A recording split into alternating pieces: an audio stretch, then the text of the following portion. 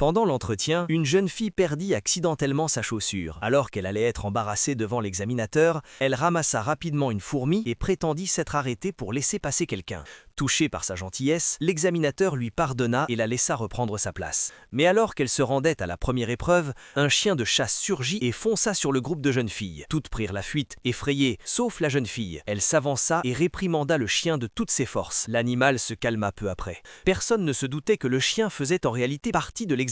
Impressionnée par son courage, la reine lui confia la responsabilité d'instruire les jeunes filles de la noblesse du royaume afin qu'elles puissent s'inspirer de sa bonté et de son courage. Mais dès qu'elle entra dans la salle de classe, elle sentit que quelque chose clochait. L'instant d'après, un piège se déclencha provoquant une chute de poussière. Elle l'arrêta aussitôt. Les filles se mirent à rire. Elle allait les gronder lorsque l'autre professeur l'interrompit et reprit son cours comme si de rien n'était. Aucune des jeunes filles de la noblesse n'écoutait. Certaines se maquillaient, d'autres bavardaient et d'autres encore jouaient. La jeune fille réalisa alors qu'il n'était pas facile de les gérer. Soudain, elle remarqua que la plupart jouaient à pile ou face en lançant des pièces. Elle s'avança et déclara: « Si je gagne, vous devrez toutes vous asseoir correctement en classe et vous concentrer sur vos études. » À ce défi, un esprit de compétition s'éveilla en elle. L'une après l'autre, les jeunes filles de la noblesse commencèrent à lancer leurs pièces.